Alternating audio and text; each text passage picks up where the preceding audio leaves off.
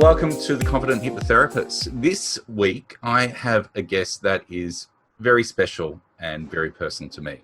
And there's lots of reasons why. So over the years, Joe has been a business partner, a lecturer, a supervisor, a mentor. And on top of that, he's been a fantastic friend for something like 25 plus years. And when I was first exploring becoming a hypnotherapist myself, Joe was one of the people I reached out to just to get some insight about what this thing was. And so it made sense that I would have to include Joe in this series of conversations because, as I just said to Joe, this is a conversation I've had with him many times before as I've explored my own levels of confidence as a hypnotherapist. And the advice he's given me back then has always been fantastic and wise and full of wisdom.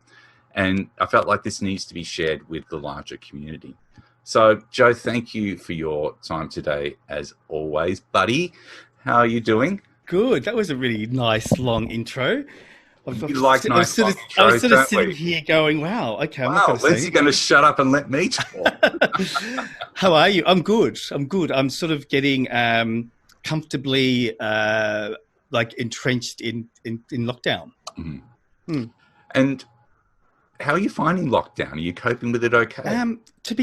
It's interesting. At first I went through that, I think the normality that everyone went through. We're like, oh, what's going on? How am I going to do this? And I remember reaching out to you when you were hitting me and slapping me and saying, it'll be fine, just do this, do that.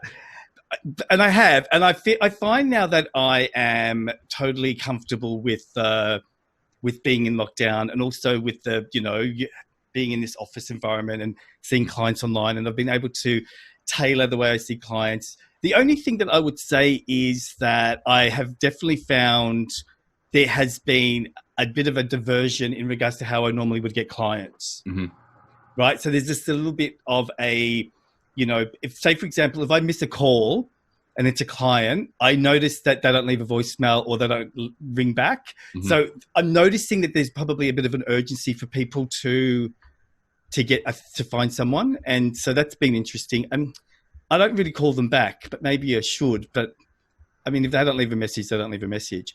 And yep. I guess the other side of that is I've found that not driving has really enabled me to have more time. Mm. So I'm able to see clients earlier because I would normally be driving at that time. Not driving is the best. It's interesting because, we were just talking about reading before we started recording here.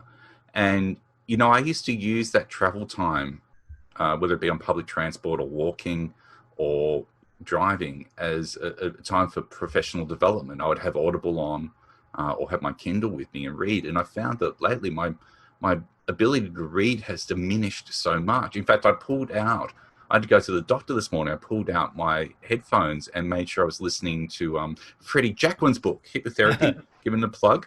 As I was... Well, I think that I was going to say with that, it's about adapting because I get it. I was exactly the same as you, but now I find that at the end of the day for me, I finish work and I'm doing a lot of men's groups at night. So I'm not finishing till about 8:39. And so I'm not really enjoying television at the moment. I'm not enjoying like Netflix. I used to really love spending hours watching these, but I'm not connecting. So I do my professional development after that. It sort of winds me down a bit. I'm not saying I do really intense stuff, but if I had to watch a video or look at a website, I would do it at that time. Yeah, it's probably why I know that for me personally, at the end of the day, my capacity to do anything that is intense or in any form of cognitive skills are completely diminished. So mine's the opposite. I wake up if I see a client or do something, especially a men's group, I'm wide awake, and that's annoying. So you've got to sort of do something. I'm not saying professional development is boring, but you've got to do something that sort of winds you down, and so then I can go to sleep. Yep, nothing like a good modality therapy to set you off now, is there? Yeah. Some of them are so slow talking. So perhaps what I think would be interesting would be to explore how you came to discover hypnotherapy in the first place. What's your journey been that led you to hypnotherapy? I sort of came across hypnotherapy by accident. I had I was in a relationship, and the relationship was, really, at a bad ending. It was quite heavy and quite, anxious and all that. And so my partner at the time, he went to see a hypnotherapist, right? Because he was the one that wasn't coping with the breakup first. And then, I suggested he sees a therapist, and he went and saw someone, I think, referred from someone else. And then that was fine. And he got good stuff out of it. But then I started to get anxious as it became more serious and concrete that we were over. And I remember reaching out to him saying, can I see someone? I remember ringing up the academy, actually, because that's where my therapist was. And I said, I'm desperate. I left a voicemail. I'm desperate. Please, can I see someone? And she rang me, and she said, oh my God, come over now. So it was quite, a desperate desire. I had no idea what it was. I just trusted the fact that my ex had been said that this therapist was good. I went, and it changed my whole life. Because meeting her, Glenys, who was the owner of the academy back then, was the reason why I then went down that path of being a therapist. Because after the therapy, she said one of the questions was, what do you want moving forward? And I just jokingly said, I want to be you. And that she took that as an indicator to make herself my mentor. Mm. It was, when you're at the right time, at the right place at the right time, it was one of those moments. Yeah, that's how I found it. Of the universe. I know Helen Midas has often spoken about that, how things seemingly happen at just the right time. And even my own experience of going to the academy was coming back from Europe from a holiday and just feeling like life was not right. There were too many things that needed to change. And literally opening up my email for the first time since coming back. And one of the first things I saw was, Cert 4 in hypnotherapy starts this weekend. And I remember just thinking, that's the right thing. I'm going to phone and book in now. Because you were inquiring about NLP when we talked. I think I was inquiring about counselling. So I was curious about counselling. Yeah. No, it was NLP. Was it? I remember we were sitting. I remember it was a Saturday. You were at my house. Your place in Elwood. Yeah, and you were talking about NLP and counselling and NLP, and then because I don't think that I knew that you were coming to the academy, did I? I think I saw you for the first time in the class, or did I know? No, I think I might have messaged you to say you'll probably see me, and I think you sent me something saying it won't be till later on in the course. Yeah, because I don't. Yeah, it was a long time ago now, wasn't it? Yeah, 5 or so years ago, I think. Now, so it was a while back. What about when you first started? What was your experience like? Were you full of confidence from the start, or did you find that it was something that you had to build momentum on? I feel that I feel like I was lucky because it was before social media. So there was that, right? And then secondly, I guess in my circle of friends, I didn't know any therapists. So I was the first one, right? So I think that was also good. And also hypnotherapy was new to everyone. So that was really good. So I had the opportunity to sort of talk to people, and people were really interested, or they thought I was a quack. It was one of the two. But what I did I think having Glenys was a good advantage because she was my mentor and my therapist. So there was this sort of relationship there. But secondly, I made a decision at the beginning that I was going to see a client from day one, actually, of studying the Cert 4, that I was going to see a client every Wednesday night at 6:00. And the client was friends. So I sent an email out saying, who wants free therapy? And I got, again, back then there was probably not as many as there is now. So I got like a whole year's worth of clients, a lot of responses. And so every Wednesday at 6:00, I would practice everything that I learned. So by the time I finished my diploma, which was 2 years later, I had seen probably I'd probably seen 100 clients by then, 100 friends, right? I did 100 sessions. So, I wouldn't say I was confident, but I felt comfortable. Yeah. And I also found that I was a personal trainer and a massage therapist before all that. And I found that those two modalities really helped me to understand people. And I didn't really know until the hypnotherapy that I was meant to be a counselor, or I'm good with doing that work. So I felt at home. In regards to setting up and all that. It was different to now because, again, it wasn't as popular. There wasn't as much opportunity to sort of get yourself out there as much as there is now. So I was still working and I did all that sort of part-time. So, and got more sort of confident and getting clients that way. I mean, the interesting thing is that I probably wouldn't have worked at home. That's the one thing I wouldn't have done. I found, looking back at that time, I really do find that was the most oddest time. I remember one time a lady came to see me and we had only talked via email. So she didn't expect me to be a man. Mm-hmm. She thought I was going to be a woman. So when I opened the door, she had like a panic attack. And I sort of said, I'm sorry, okay, it's cool. It's up to you. If you want to come in, come in. And she ended up coming and it was good sessions. But I found that working from home was really there was unusual situations that occurred, knocks on the door, thunder, all these things that I know they happen in clinics, but I don't know. I learned a lot. And I guess because I'd done the 100 clients at home every Wednesday, I really sort of learned a lot. But I think I was ready to go into into a clinic at that point. Mm. Yeah. As a supervisor, and I know that you're great with this more practical side of things, you probably have had many of your supervisees come to you saying, I just don't feel like I'm getting it, or, I feel like my confidence goes up and down. I've certainly said it to you in the past. I imagine that this is probably something you hear from people frequently. Mm. What kind of advice do you offer them to help them to start to turn that around? Mm. Well, firstly, I want to say that it's interesting how at the beginning of becoming a supervisor, the majority of people I supervised were students. Mm-hmm. So I knew them. So there was this relationship which was quite, it can be odd, right? Student, therapist, supervisor. And now as I'm not teaching at the moment, I'm getting newer people that I don't know. So I think that's a really important thing. Mm-hmm. There's the people I know, then the people versus I don't know. I feel, and this is just my opinion, I really do feel that it's all got to do with adapting, and it's all got to do with trusting and, also being realistic. Being realistic is a big one. The one thing that I've noticed and seen a lot of is people that take the risk and they don't plan or they don't think. And so they leave their job or they have this belief, and it could just be themselves or it could be what they've seen online, right?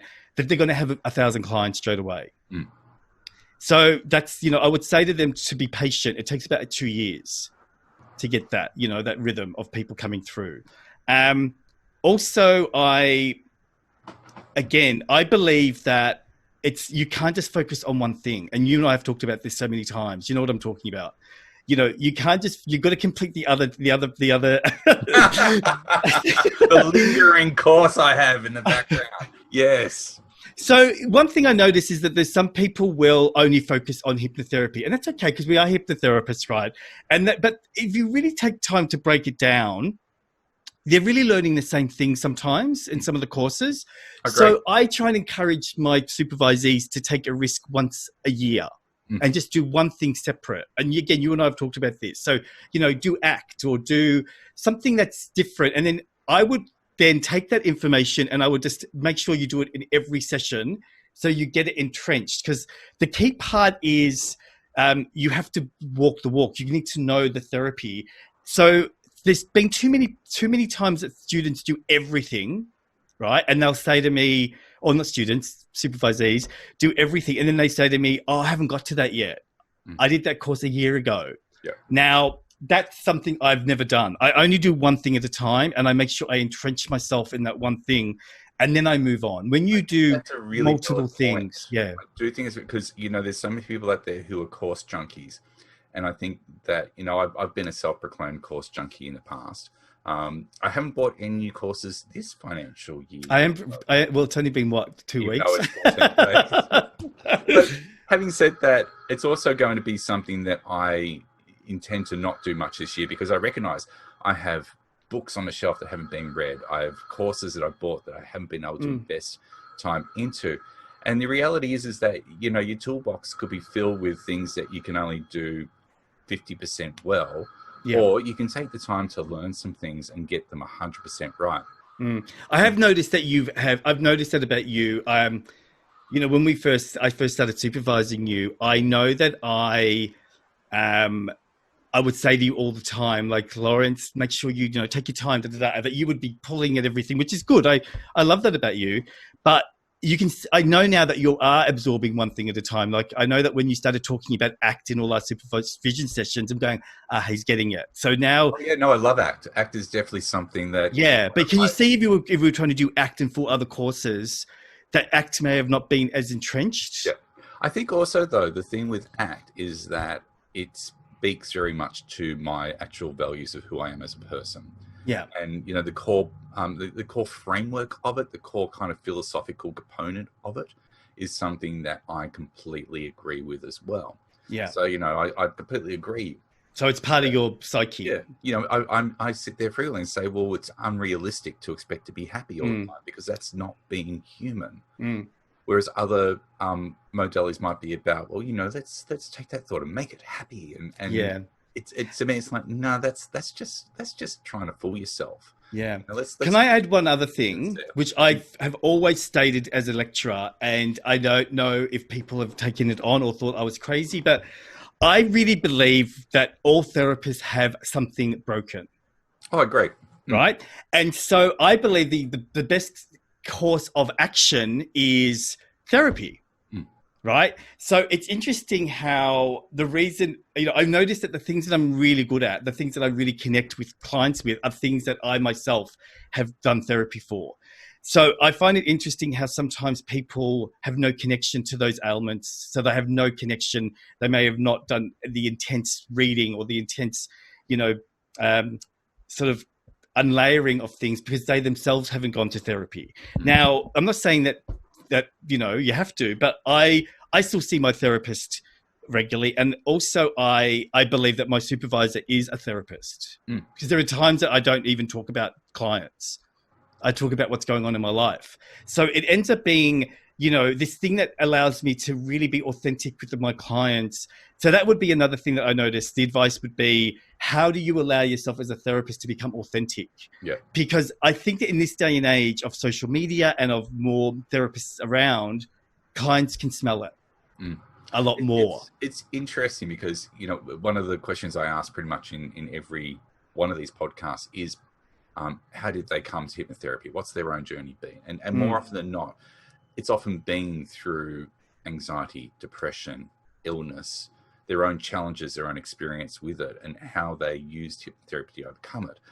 And it's through that experience of using it themselves for themselves and getting results that they have achieved that confidence. Yeah. I still think that, again, this might be controversial, this statement, but I have seen hundreds of people become therapists. So I sort of feel like I've witnessed the growth of these people.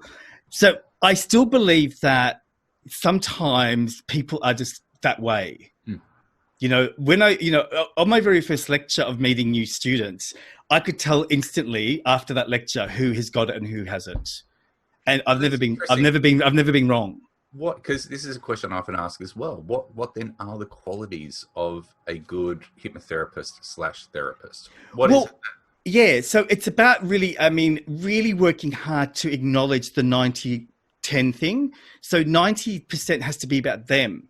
So if you are, if you're doing more than 10%, if you're overthinking and analyzing and doubting yourself and putting yourself down and telling yourself, oh my God, I'm not good enough, I can't do that, then, that would be an indicator that you need to do work on yourself before you see clients, because that is going to cause you not to be connected. So a key element is listening and being present and, organically wanting to be there, right?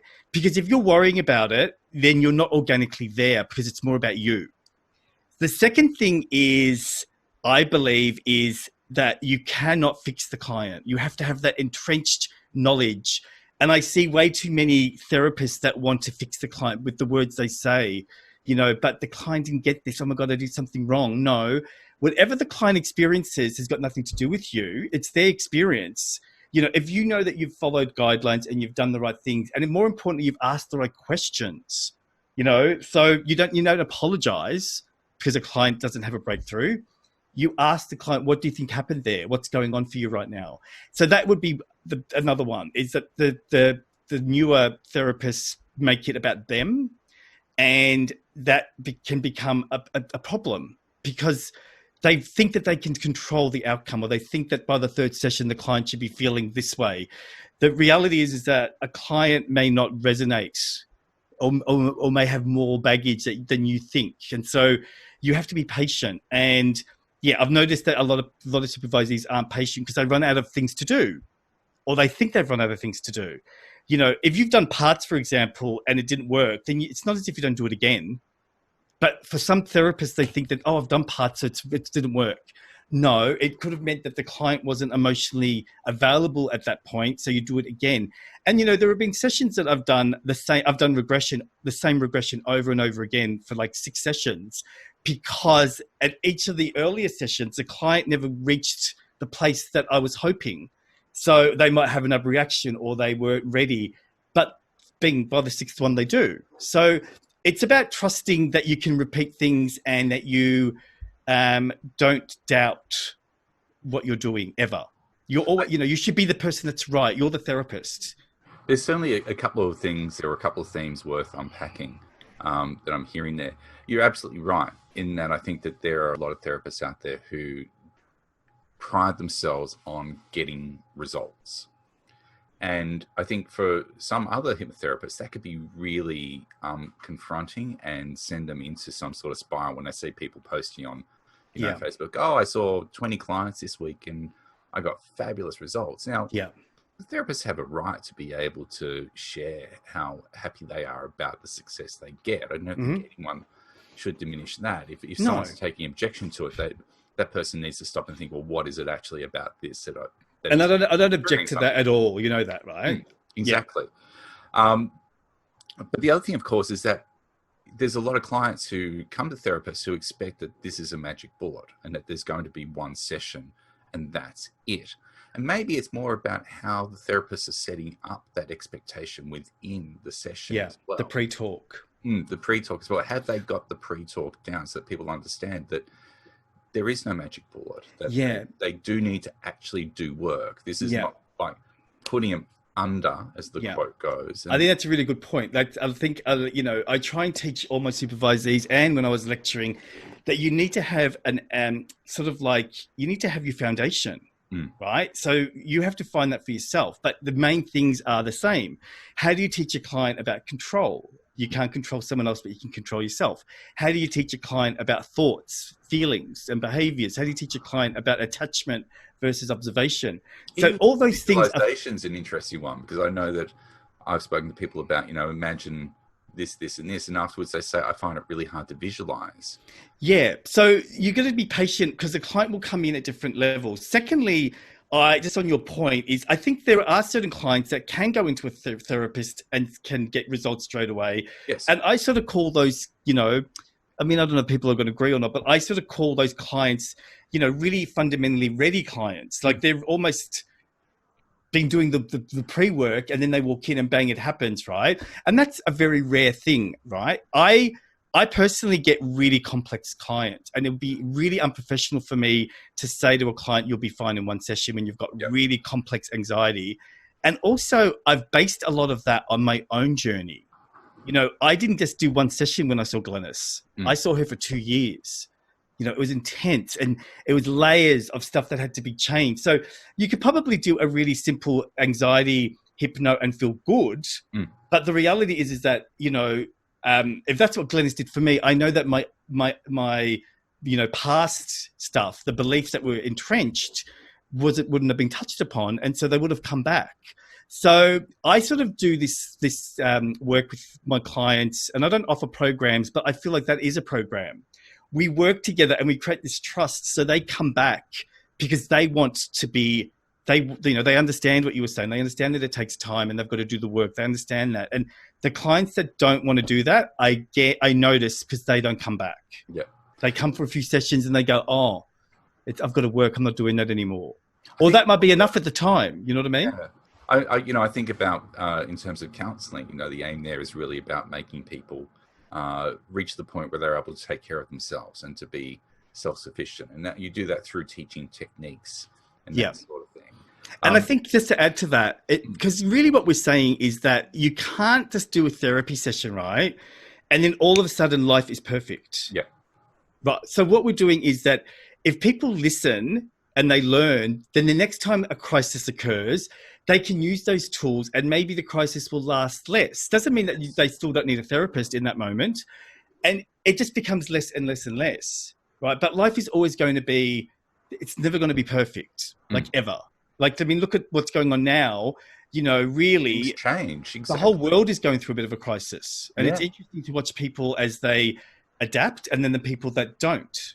So what I'm noticing is the people that have done therapy or work on themselves have been able to adapt quicker than the people that are just learning now for the first time.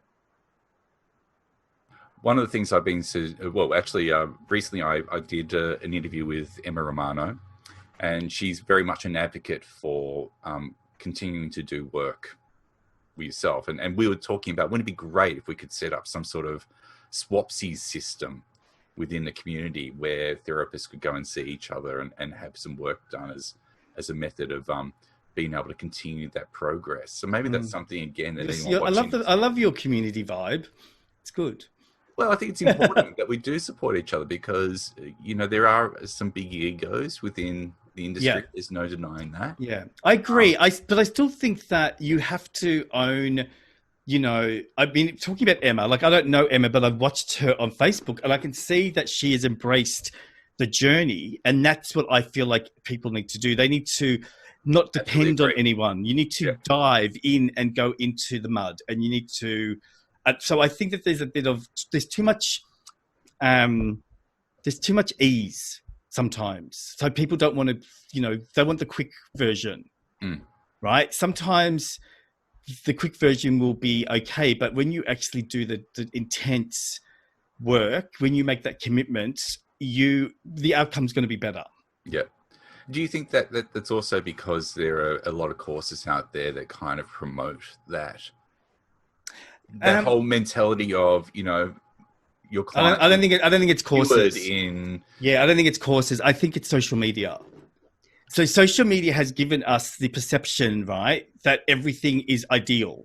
Mm-hmm. So we have a much more, you know, we're much more stronger connection with looking at your pictures, for example, and going, oh, wow, everything's happy. I know that you are quite vulnerable, which I love, right? But the majority of people only post good things. Yep. They're not vulnerable, right? So people that are vulnerable can be seen as a pain in the ass, or they can be seen as, wow, that's refreshing, right? That's good. And I love that. I look at it as refreshing.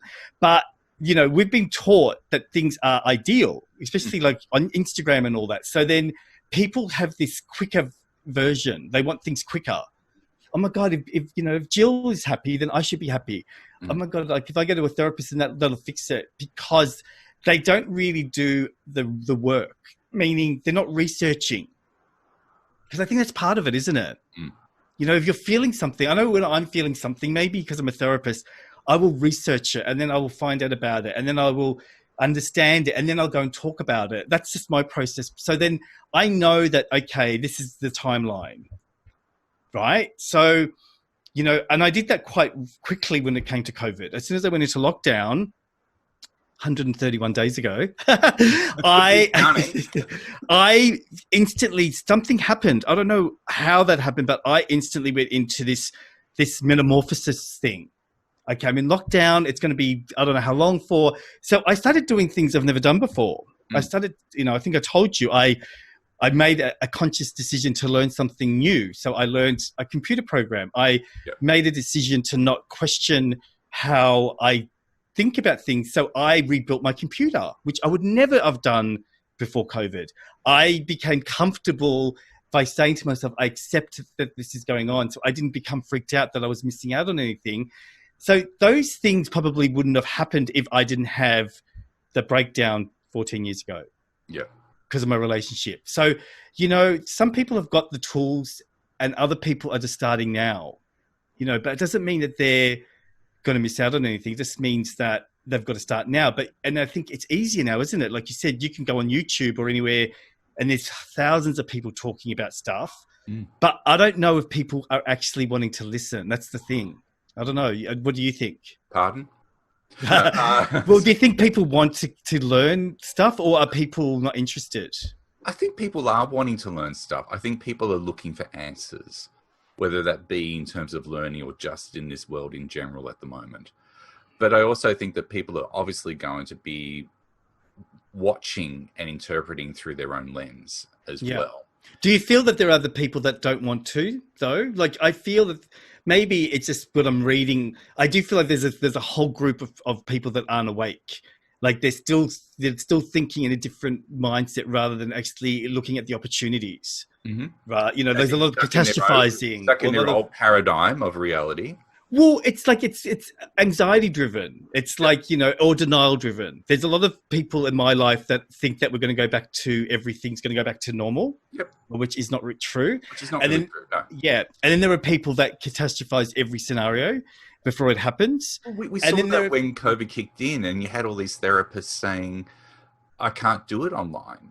Yeah. Or saying my clients won't accept going online, and my response to that is, "Well, then you haven't educated your clients properly." You're accepting their response, and that's not what you should be doing. You should be going back and saying, actually, online is going to be just as good, potentially even better for you. Yeah. I still think that, you know, all my clients that did that have still not come across.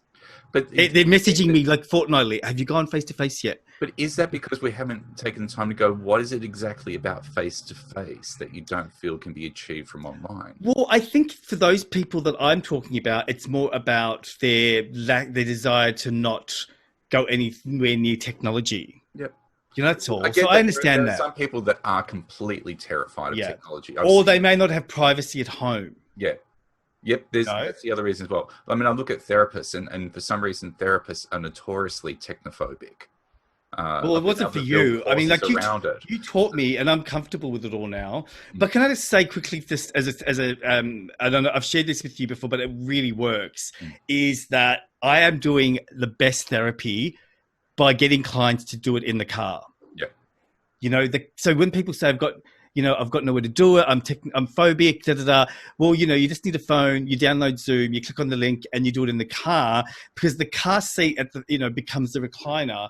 You can go somewhere private, and so people, you know, especially the guys, they're having deeper sessions because of that. You know, they're not in a lounge room or a room where they're going to get disturbed by the kids. They're not, you know, because a lot of people have got families. I just find it really ironic that chances are people are coming to see therapists because of some limiting belief that they hold about themselves, but they won't come and see someone online because of a limiting belief that they have about online. There's and that could be, though, it could be about what people have said too, you know, it could be what they've heard. And, you know, I always just make it about the client. If a client doesn't want to do that, then I respect that, because then makes room for other people to come.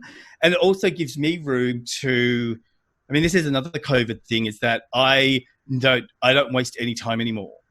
Like, I feel like I'm way more proactive. Well, when I was at the clinic and I'd have time, I would just sit there. And now I don't feel like I do that. Now I actually use the time to create stuff or to read, maybe not read as much, but especially creating content for other projects. And that's been good for me. You know, like, I feel like it's motivated me. Yeah. And it could just be because I'm not waking up as early to drive to work. And definitely, like, I mean, you should do a bit of a quick plug here as well. You know, Secret Men's Business, SMB, the group that you've started up on Facebook. So I started that group up probably in 2014 when 3 of my friends committed suicide on the same week. And it was a very slow burner. It was just a place where people could talk. And then last year, I decided to use that platform to interview people, and I started a podcast. Again, that was a bit of a slow burner. And then COVID came and it just went crazy. Yeah. So COVID's been good for it. Not just that. I think also, you know, because I was one of the original people that joined a group back in whenever it was. Yeah. Seeing what it's been able to do in the last 6 to 12 months. Not even, like, I'd say 4 months. I know. It feels longer, though, this year. I know. But, you know, the fact that you're bringing a focus on self-acceptance, you're bringing a focus on acceptance of other opinions, you're bringing a focus on some of these issues that men notoriously do not talk about. And shame and acceptance, you know, is one that we've run workshops on in the past as well, and understand how important it is. And to see this group embrace it, and it's now up to what, 2,000 plus people. Yeah, we're getting close to 3,000. 3,000. Well, that's the aim. But like I'm not going to lie. Like, it's been hard work. Like, I love. The interesting thing, Lawrence, is that when I saw Glennis, part of my fear in being anxious back then was anything to do with men. Like, I was uncomfortable to work for a male boss. I was uncomfortable going into a room where there was mainly men only. I really felt insecure. And so I find it quite a cathartic experience to run a group for men and to be like a leader or a voice in that group. That's a big thing for me. Like, I always remind myself and go, oh my God, like, only a short time ago, I would have been scared of all these people. So that's been really interesting. But in saying that, I still feel that like men have a long way to go still. And we need these sort of, we need people like you and people that are doing stuff with men to actually, keep getting through it. Like, I do mine voluntarily. Like, I don't do it as any form of income, but I got to keep reminding myself this is important. This is so important because too many guys are committing suicide. And then, like you said, too many guys have misconceptions towards, that whole attachment.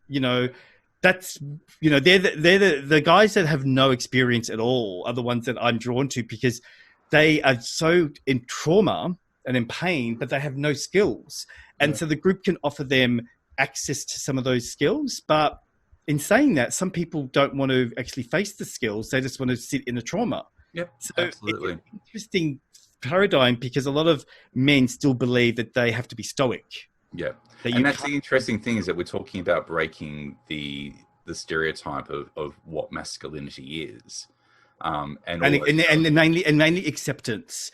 And what I mean by that is, I do a lot of work around a lot of men believing that they have the right to bring down another person, especially another man, because they don't believe or they can't accept in their mind that person's got an opinion. So it makes you realize that they must be doing that to women or their wives or their girlfriends, right? It's this inbuilt thing where they feel like they've got the right to bring someone down. And that's been a very big eye-opening thing for me because I've never had that. I've never had that if someone says something, I would talk to them respectfully, but some of these guys are aggressive and angry. And so that's been really challenging to try and teach people. And the people that have got it are still with us, but the people that are angry, they leave. Yeah. They leave the group because they think that we're hippies or we're, someone called me a man hater. Isn't this a nice kind of, when you sit this alongside what we've just been discussing about dealing with clients and those that do invest in it and take the time to make change versus those who, inevitably we have some clients that come for a session and then just disappear. Yeah.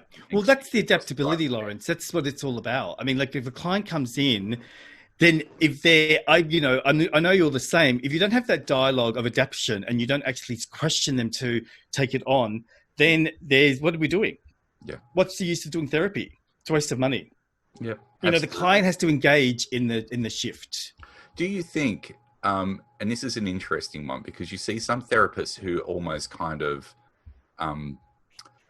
what's the word I'm looking for? You have some therapists that will be very direct with their clients and empathetically confronting as well. And then you'll have others that will almost be, oh, that must have been a hard experience for you and verging almost solely on empathy as well. What's your thoughts there about, obviously each person is going to bring their own style to it that's going to work for them. I agree. But do you feel that the people that perhaps are a little bit more kind of coddling a person is going to perhaps limit the ability for that person to change and for them to stay stuck in their safe zone? Yeah. Versus... Well, firstly... Stop it, YouTube. Sorry. Who is that? Cats fighting. Oh, I thought... thinking, who's there? All right, take 3. 3. That. Oh. Down. Come on. Out the room. Talking about being authoritative and yeah, okay. So 3, 2, 1. Edit this, okay. firstly, your comment there about if someone's being too passive, then that's not really. It's really about them. Passive isn't something that we want. We want assertive, right? And assertive doesn't necessarily mean that it needs to be direct versus being soft, right? Because someone can be assertive and be soft. So it's about how you build rapport and how you believe in that 90-10 thing. Because that's what you're really saying. If someone's being really sort of passive, then they're giving themselves more of the energy. So my answer to that is it has to be about the client. I get really frustrated when I see therapists debate things online when it's about the ego.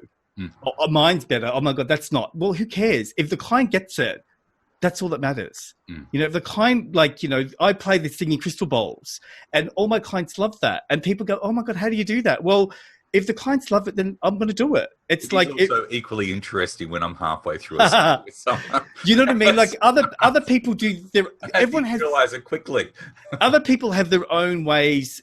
So I am very direct, right? I feel that I'm authentic with the directness. I can ask. I don't know if it's an experience thing because I've been doing it for a long time, or it's a personal thing because I copped it from my therapist. Is that I can ask direct questions of my client and I could do it quickly now. And I can get them to look at me and go, oh my God, that's full on. That, I can get them to really think about stuff. It doesn't happen or work all the time. It works really well with men. Like men love that, right? But at the same time, I could tone it down with women, right? And talk to them more calmly. But again, I don't think people are going to pay me just to be nice. Yeah. Do you agree? Like, if I'm sitting there going, oh, that must have been hard, and then they leave with nothing being done, then it's really not, nothing's been. Yeah. I always use the ACT method, and I always get permission. Is it okay for me to tell you when things aren't working? So that means I'm going to be direct. And if they say no, then, I always touch base and say, has this been too heavy, or am I going too far? Or do you want us to wind back a bit? And no one has ever said yes. I actually remember you teaching me that, and I use it quite often, especially when I can see that we inevitably all have those clients that get stuck in the story. And who feel like they need to tell you the entire story in great detail, and you find that your session over and over again. But the thing is that you got to remember, guys out there in TV land, is that the majority of our clients will be coming to us after, not all of them, but a lot of them will come to us after being to other therapists, right? So we're in some cases the last resort, right? They've been to a psychologist, maybe a psychiatrist, they've been to counselor after counselor, and nothing sort of shifts, right? So when I hear that from a client, I've been to a lot of therapists, or even like just two, it instantly tells me, okay, I need to be a bit more direct because this client is wanting that. Yeah. The other approaches haven't worked, right? So I find they relate to that. They tell me as well, I always listen. Right. I do that with the foundation as well. When I do the foundation of, at the beginning about control, about all that, when they start talking the language back, I go, aha, they're getting it. Right. So the same thing with the directness. They'll say things to me like, I know what you're going to say. When I hear that, I get excited because it means I don't need to say it anymore. They're saying it to themselves. They've become my voice in their own head, like, oh, I really shouldn't do that. Or what am I getting out of that? That to me is the biggest compliment because it means that the conscious part of their thinking is taking on the information. One last question before we wrap up there. Oh, that was quick. I know, it goes fast, doesn't it? If there's a mantra that you could offer a therapist or a hypnotherapist who's not feeling confident in working with clients, that would help them to be able to get out of their own way for a moment and to just be there with their client. Yeah. What kind of mantra would you offer them? Well, can I just refer back to what I said earlier first? And that is, if you have that, right, then it's really important not to be afraid to accept that you have something that you need to work on. So go and see a therapist. Yeah. Right. And again, I'm saying that with love. Yeah. If you feel that there's something that you aren't comfortable about in a session, then you have to go and talk about it. Even if you just talk to a supervisor. I would encourage anyone, what were you going to say? Also within our Melbourne group, to put forward a suggestion for swapsies. Yeah. So, go and deal with that insecurity part of it, right? So that's important. The second thing is to really be mindful that you are a human and they are a human too. So just talk to them and don't allow, because as soon as you go into that mode of what am I going to do to help this person or fix this person, that's the key word, you make yourself a little bit superior. Yep. So remember, we're not fixing the people. We are facilitators to assist them to find their own journey, right? Because when you try and fix someone, you are really going to, that's another word for it, you're going to give them advice. Yeah. You should do this, this, this. Okay, see you next week. No. You really have to facilitate that. You need to get them on board you need to really dig. And my key thing is, if I don't find the client's got a strong enough why am I in therapy? Why did I come? Then I spend as much time as I can to get them to have that why. Because if they don't have a strong enough why, they won't do the work. Yep, I agree. So the why is important. Like, it can't be because my partner told me to come. No. Yep. If that's their reason, then I'll tell them to come back later. If they don't have that reason why, I want to give up smoking because if I die, I'm not going to see my children and my grandchildren grow up. And then I would explore that. Like, what does it mean? I would actually get the client uncomfortable. What is it like to know that you're killing yourself and you're not going to see your grandchildren? So they connect. So then when they connect to that why, that's the reason why they get up and do all the things that they have to do. Because otherwise there's going to be a little voice in their head that says, just have that one cigarette today and we'll start tomorrow. Yeah. If they say that, there's no why. So when we talk about you finishing your course, we haven't found out your why yet. Oh my God, people, can I just say, and I know Lawrence is going to, I know he's going to edit this out. I probably won't, because it's all part of it. It's 4 years I've been trying to get him to finish this course. And, it's interesting. We've discussed this before, but we're airing it to the world now. I think it's because we're at the tail end of the course and it's just, I find it so dry, whereas what I'm doing elsewhere is so interesting. You don't want to know how long I'm actually doing the course for. You could have done a degree in that time. What's that? You could have done a degree in that time. Yeah, I know. But it's relevant to this topic, isn't it? And for that reason, you can edit all that out. You can edit all I probably will keep it in, because I believe in being authentic with this. The whole point of this podcast coming about in the first place was because it was something I still recognized being there in myself. And I thought, this is a great discussion point.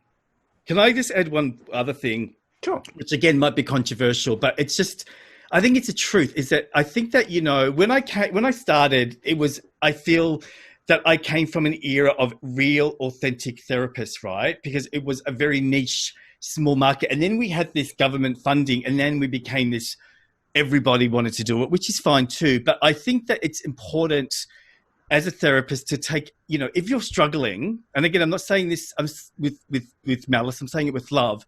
If you're struggling, then it's okay to maybe acknowledge that this is not the right business for you. Do you know what I mean? Like, I don't think that everyone is meant to be a therapist. I agree. Like not everyone's meant to be a doctor or a lawyer.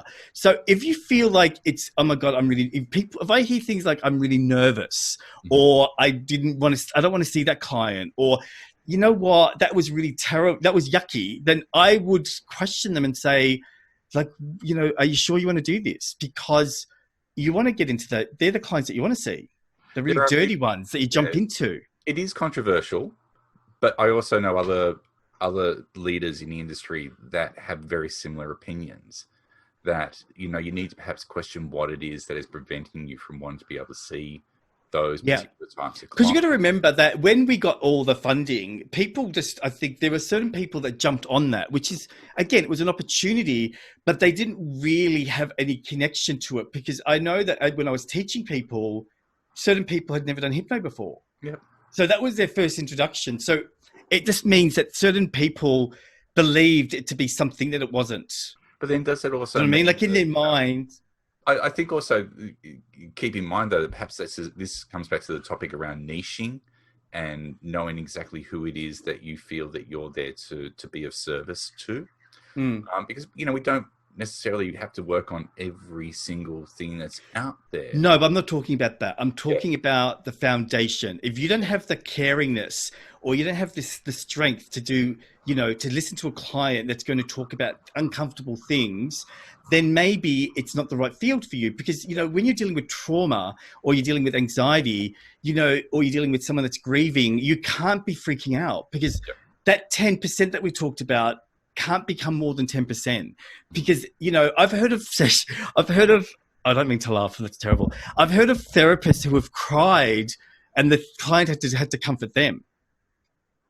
That to me is just saying, something that it needs to be worked on and resolved. Yeah, go and work on it. And then, if you've done everything in your power and you've done all the work, you've unlaid all the things that's in you, the doubt and all that, and you then find that you're still not enjoying it. Because, you and I know, I love going to work. We enjoy it, right? If you don't enjoy it, if you don't enjoy sitting in people's misery, then you are, you're going to not like, it's going to be uncomfortable and your energy is going to be zapped, because you're going to sit there and you're going to think, or you're going to dread the client coming. Oh my God, I've got that person today. You can't. It has to be this real strong connection to help people. And again, it's not coming from malice. I'm just being authentic. As we become more and more entrenched in mental health, we want real therapists. We don't want those people, there are so many gurus out there that have no experience or no training. And I'm not talking about hypnotherapy. I'm talking about like social media and, people that are advising people on Instagram, and they have no experience or training, and people are listening because they've got followers. And that to me sometimes worries me. It's like, so people think it's a money thing rather than a connection thing. Yeah. This is an easy job to make money. As it's not an easy job, is it? No, it's not. It's a lot of work. It's a lot of work. And so people have that misconception because they think that all we do. So. Yeah. But a lot of people do think that we just sit in a room and just listen to people and they go, wow, you've got an easy job. But the reality is that it's not an easy job. No, not at all. All right. It takes work and it takes effort. Thank you so much for your time, Joe. Thanks, Lawrence. As always, again, it's a really engaging conversation. And I really think that anyone listening to this hopefully has got a couple of nuggets of wisdom or insight, or nothing. Maybe it's to make them think about, where they sit within that, and if they want to. Well, maybe they might just get inspired just to dig deeper, Yeah. And I wanted to say as well that I just want to say thank you to you, because you have been such a bright light. Like, your background is such an appropriate thing for you. You are a bright light to the Australian hypnotherapy family, because you bring a new energy, and you also bring different ways of seeing and doing things. And this is what we need, but this is why we love you so much. So thank you for this podcast, for all the things that you do, your practice groups. If it wasn't for you, I think a lot of people would not have grown as much. So thank you. Oh, I really appreciate that, Joe. Thank you. No, okay. But I'm sure I'm speaking for a lot of people right now. Well, they can continue to support me by listening out for the next episode. And we'll see everyone next time. Thanks, Joe. Bye.